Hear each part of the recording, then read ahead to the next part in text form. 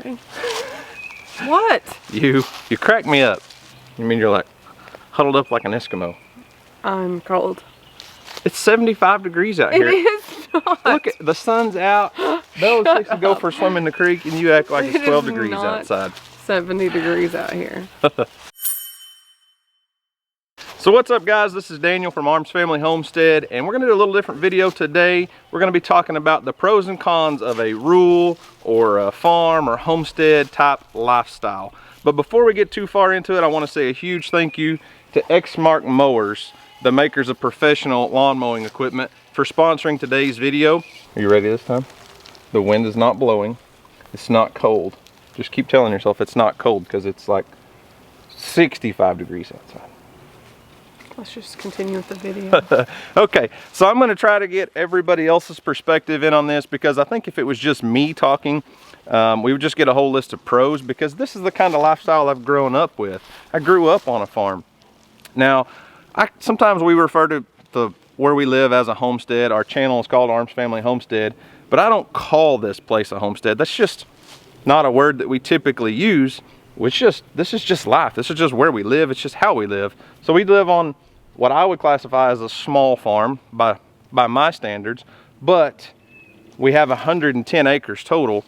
We don't use all of it for livestock. We do a lot of hunting and fishing. As you can see behind us, the creek runs through it. We do a lot of other things besides just farm animals. But as far as actually farming, we probably use less than about 10 acres. And we're very fortunate. I live on a piece of property that I grew up on. My dad bought this place in the early 80s. And I know that with my job in law enforcement, I could probably work my whole career and not be able to afford this place. But we'll get into some pros and cons. Some of these are going to be very specific to just us because of our exact location and our exact circumstances with the creek behind us and things. But I want to go over a few things, and it's some things that I talk about a lot on my YouTube channel as far as the pros of a lifestyle here on a small farm or a homestead. The first one is just my kids have a totally different life opportunity. They grow up in a place where they can see where their food comes from. We have a garden and a greenhouse. Looky here, the biggest watermelon we have. Oh man, you're gonna have a bunch of watermelons in here, Houston. I'm gonna have a watermelon patch. Yeah, your watermelon patch is getting thick, isn't it? Yeah. They can see that putting those seeds in the ground produces a crop months down the road or weeks down the road, and they're more likely to taste that food. They're more likely to try it, and it does taste better than what you get at the grocery store. So I don't want my kids just thinking all food comes from the grocery store, and especially when it comes to animals. We do raise a lot of livestock that we have butchered and processed and everything for our own consumption, and a lot of people, a lot of followers have issues with that because they just think that we mistreat animals. But I want my kids to know where their food comes from, especially something that was a living, breathing animal that didn't just appear in the meat market at a grocery store. I want my kids to understand that animal, that cow or that pig or that goat or that chicken had a life, and that we gave it a good life up until the time we had it processed. And there's a lot of things I could talk about, but I want to get my wife's perspective on a few things, because she didn't grow up on a farm. She grew up in the country, but not necessarily a farm. You want me to do pros or cons first? Whichever? This is you, babe. You talk. So I'm going to start with the cons, specific to where we live. Location for me is the biggest thing. I love everything out here, everything about it, but we are almost 20 minutes from town. Our drive time on the driveway and then all the way in. So if I could have all this property and it be, 5 or 10 minutes closer to town, that would be ideal for me. Just because a convenience yes, thing. Because it's so inconvenient in between ball games or, church and eating, it's hard to just, come straight home after a ball game or before a game, to eat a meal, because by the time you come here and go, that's 30 minutes added to your trip, and let me say something. We do live a normal everyday life, just like most everybody out there in the suburbs and stuff. Our kids go to public schools, and they have lots of after school activities, lots of sports. So when school gets out at 3 and you have a ball game at 5, there's a 2 hour or hour and a half gap there a lot of times, that when you live 15 or 20 minutes from town, it's first off, it's not convenient to come home. Second, that's gas, and it just takes a lot of time. So if it was closer to town, that would be a little bit different, but we don't homeschool and our kids don't stay home all the time. So we're always on the move. So yeah. The second thing I would say as a con would be the property maintenance. With having this much land, there's just a lot to maintain, a lot to take care of. Our driveway, not even including the creek stuff, you know, I mean, not everybody that lives in the country is going to have the creek crossing that we have and the bridge, and so when it rains a lot, this creek gets up and floods. That's a very, very unique issue to our property. The vast majority, rarely ever, the vast majority of anybody that lives in the country has to deal with that. It's kind of unique to us, but the property maintenance is a big thing. You take somebody that lives on a small property in town, they may have the cost of a lawnmower and some lawn equipment, but you live outside on a bigger property, you've got tractors and all the implements and barns, and there is an expense that comes with that took us several years to build up to. Like when we first bought a tractor, I mean, I lived on this property for several years without a tractor, and that's tough, because then you're stuck borrowing stuff and things. So when we were early on in our marriage, I decided to go ahead and buy a tractor. Well, that's just, at the time, we were probably, we didn't have the income that we have nowadays, and my job didn't pay near as much. So we financed a tractor. Well, that was just like an extra car payment. Yeah. So, you know, there's things that you have to factor in for extra costs when you live in a rural property. And not everybody's going to need a big 50 horsepower tractor. I totally understand that. If you lived on a couple acres, you're probably not going to need a tractor. You can get away without one. But if you're going to have, you know, 10, 15, 20 plus acres, a tractor and all the implements are just extra expenses there. Yeah. I mean, you have to burn, you know. Well, we do. We not often, but yeah. I mean, we use fire to control brush and grass and weeds. We use fire as a maintenance tool, and that takes training and that takes equipment and things. Not everyone uses controlled burns to maintain the property, but where we live, it works out really well for us to use fire for property maintenance. Yeah. And I think another con would be with the animals, having all the animals that we do have, when we have to be gone overnight or for extended leave, you know, whether it's vacation or whatever it is, ball tournaments, that kind of thing. You know, we have to find people to help us take care of them while we're gone, and then that's kind of like an added worry about, is everything really taken care of while we're gone? Because, you know, no one really does it as good as we do it, you know. Well, it's just like the kids. No one else, you don't feel like anyone else takes as good a care of your kids as you do. And with farm animals, it's the same way. I mean, there's a little bit of stress when you leave. You're always afraid that something's going to get out. Some animal's going to bust through a fence, or something's going to get injured, and the person that you have coming in to take care of those animals may not have the experience that you have, or the knowledge, or they may not even notice something wrong that you would have caught right off the bat.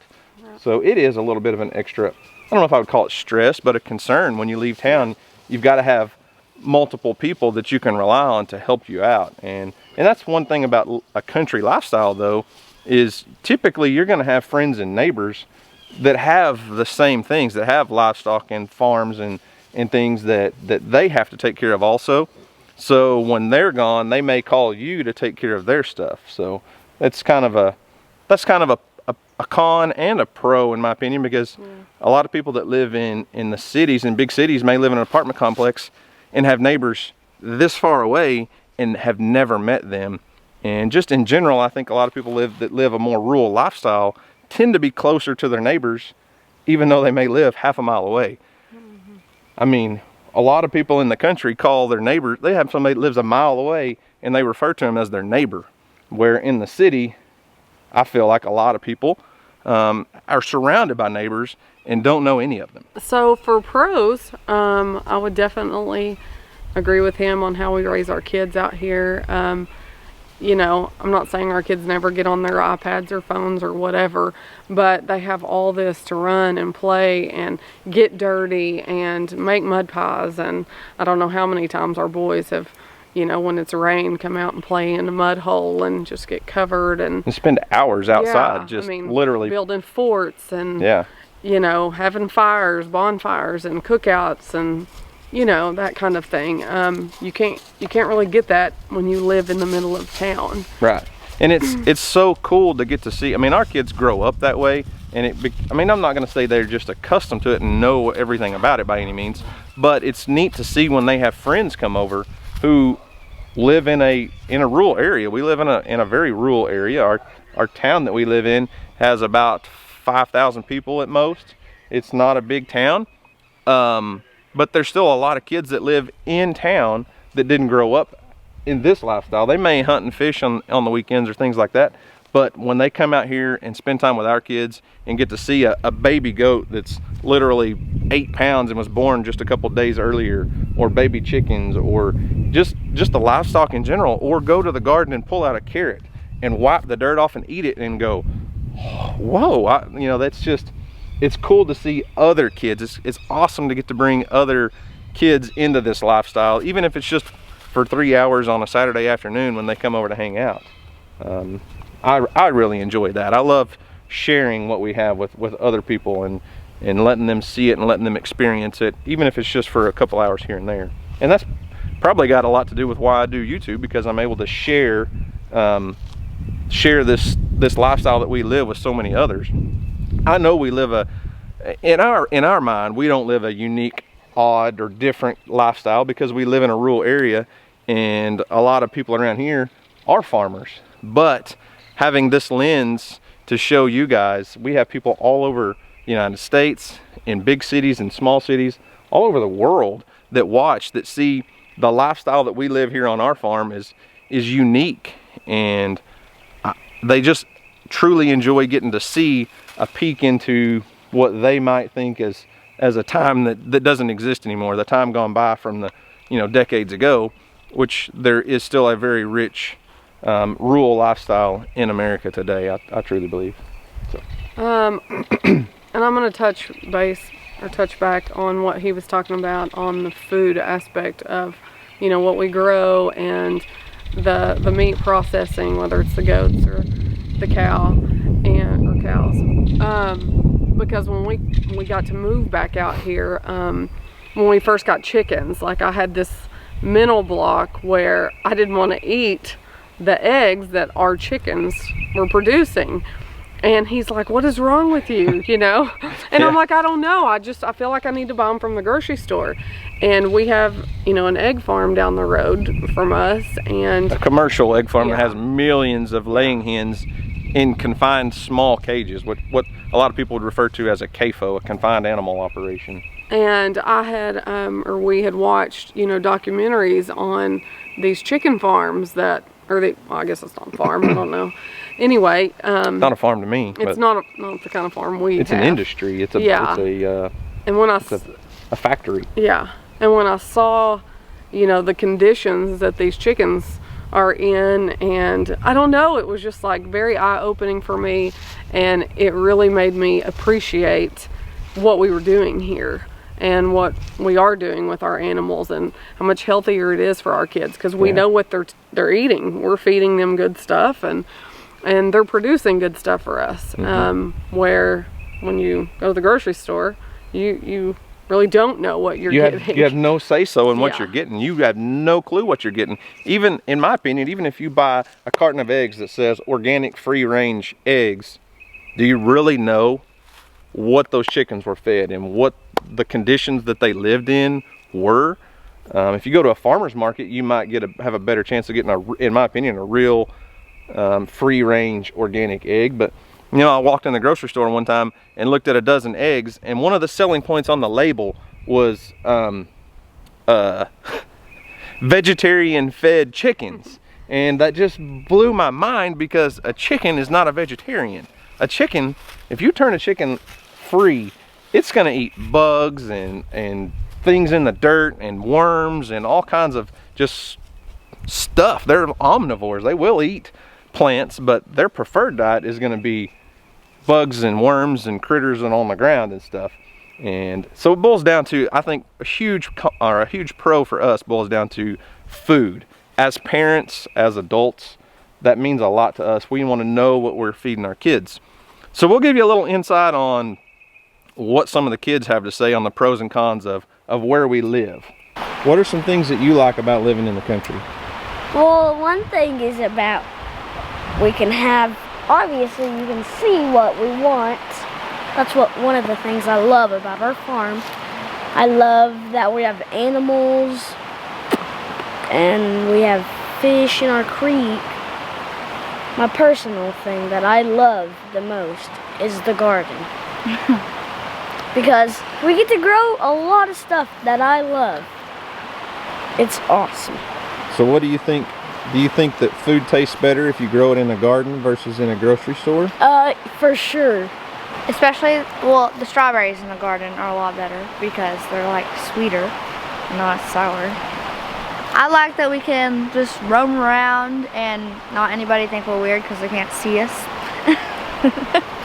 And of all the animals that we have and all the space to ride around on the buggy.